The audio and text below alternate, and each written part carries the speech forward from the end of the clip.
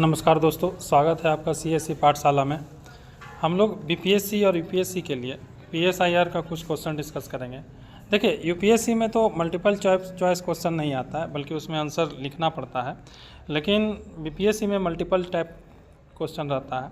और ये जो हम डिस्कस करेंगे वो यूपीएससी के आंसर राइटिंग में भी क्या होता है कि उसमें भी आप इसका यूज कर सकते हैं। तो चलिए देखते हैं क्वेश्चन को। क्वेश्चन है, पहला क्वेश्चन है, एक मिनट, पहला क्वेश्चन है जॉन लॉक के अनुसार स्टेट ऑफ नेचर में कैसा सिचुएशन है। जॉन लॉक के अनुसार स्टेट ऑफ नेचर में कैसा सिचुएशन है। हम लोग पहले बता चुके हैं कि स्टेट को लेकर के दो प्रकार की थ्योरी दिया जाता है। एक है कि स्टेट जो है वो नेचुरल है, जैसे कि जिससे प्लेटो संबंध रखते हैं, एरिस्टोटल संबंध रखते हैं कि जैसे एरिस्टोटल ने कहा था कि हाँ, स्टेट जो है वो नेचुरल है। स्टेट ऐसा चीज़ है कि जिसके बिना इंसान रह ही नहीं सकता है, उसके बिना उसको नीड्स पूरा नहीं हो सकता है। इसलिए स्टेट जो है वो उसको इंसान ने नहीं बनाया, बल्कि वो नेचुरल है। लेकिन एक सोशल कॉन्ट्रैक्ट ट्रेडिशन से संबंध रखने वाले हैं, जैसे कि हॉब्स हो गए, रूसो हो गए, जॉन लॉक हो गए, इनका जो मानना है कि स्टेट जो है वो आर्टिफिशियल है, यानी कि इंसानों ने बनाया तो उसमें से एक थिंकर बताएं जॉन लॉक। उनके अनुसार जो है स्टेट ऑफ नेचर कैसा है। स्टेट ऑफ नेचर मतलब ऐसा सिचुएशन जिसमें अभी ना ही सोसाइटी है और ना ही स्टेट है, यानी कि स्टेट का निर्माण नहीं हुआ है, सोसाइटी का निर्माण नहीं हुआ है। तो वैसा सिचुएशन में लोग कैसे रहते थे, कैसे जो अपनी ज़रूरत को पूरा करते थे, वो आपस में रेगुलेट कैसे होते थे, आपस में विनियमित कैसे होते थे। तो इस चीज़ को जॉन लॉक के अनुसार स्टेट ऑफ नेचर में कैसा सिचुएशन है, तो इनका जो मानना था फ्रीडम है, लोगों के पास फ्रीडम भी है, इक्वलिटी है, वह नेचुरल लॉ के द्वारा पीसफुली जो है वो गवर्न हो रहे थे। नेचुरल लॉ मतलब कि क्या, लोग, चूँकि लोगों के पास रेशनैलिटी है तो इसके कारण लोग जानते हैं कि मेरा अधिकार क्या है, दूसरों का अधिकार क्या है, हमें कैसे अपना इंटरेस्ट को पूरा करना है, जिसको हम लोग कल नाम भी दिए थे इनलाइटेंड सेल्फ इंटरेस्ट। मतलब कि ऐसा सेल्फ इंटरेस्ट जिसमें कि हिंसा का यूज नहीं करना है, लोग अपना मेहनत के दम पे अपना सेल्फ इंटरेस्ट पूरा कर रहे हैं, पावर को अर्जित कर रहे हैं। तो ये इसी को नेचुरल लॉ के द्वारा गवर्न करना कहा जाता है कि मतलब कि हाँ, लोग रेशनलिटी के आधार पर चीज़ों को आपस में गवर्न हो रहे थे। तो स्टेट ऑफ नेचर में कैसा है, फ्रीडम है, इक्वालिटी है और नेचुरल लॉ के द्वारा गवर्न हो रहा है, यानी कि वो पीसफुल है। याद कीजिए, हॉब्स के अनुसार तो क्या था, एक प्रकार से बार ऑफ ऑल अगेंस्ट ऑल वाली सिचुएशन थी, यानी कि लोग जो है हिंसा के यूज करके वो दूसरे के पावर को अर्जित करना चाहते हैं।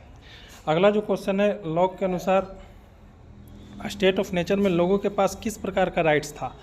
मतलब कि जैसे एग्जाम्पल याद कीजिए, हॉब्स के अनुसार जो स्टेट ऑफ नेचर है उसमें तो लोगों का जो जान है उसके, मतलब कि जो लोगों का जो लाइफ है उसका कोई गारंटी नहीं।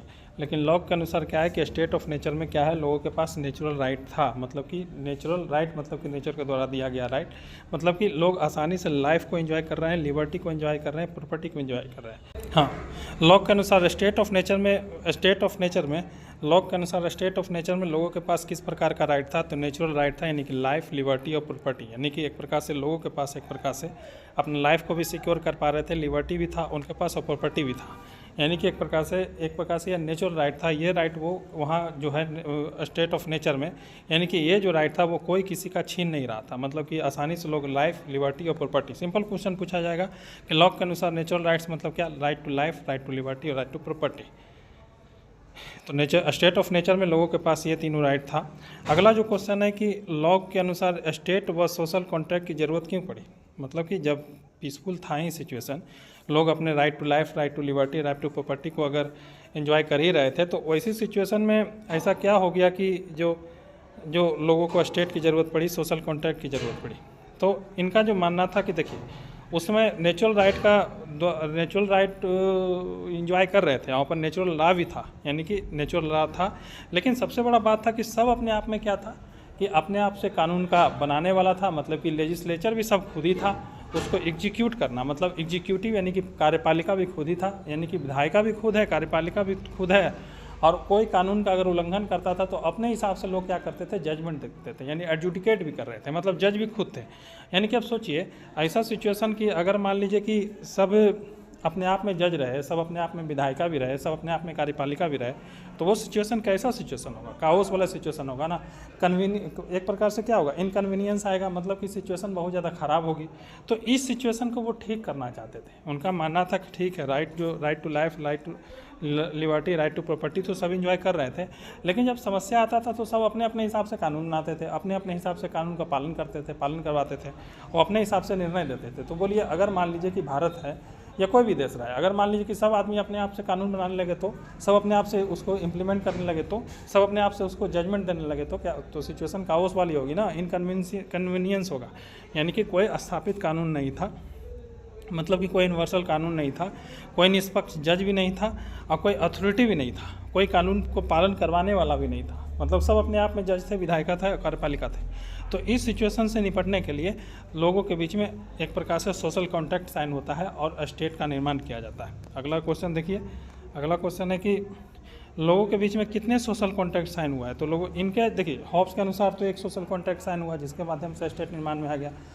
रूसो के अनुसार भी एक प्रकार से लोगों के बीच में एक ही सोशल कॉन्ट्रैक्ट साइन हुआ, और जिसके कारण क्या हुआ कि एक प्रकार से क्या हुआ कि स्टेट का निर्माण हो जाता है।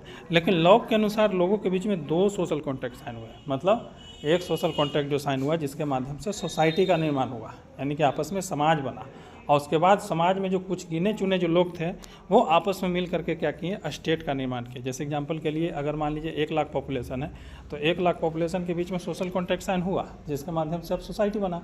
अब वो सोसाइटी में 1 लाख में से मान लीजिए कि 100 आदमी आपस में मिल करके बाहर आए, और उन्होंने मिल करके स्टेट का निर्माण किया, यानी कि 100 लोग मिल करके आपस में एक प्रकार से क्या किए कि एक प्रकार से स्टेट का निर्माण किए, तब जाकर के क्या हुआ कि स्टेट का निर्माण हुआ।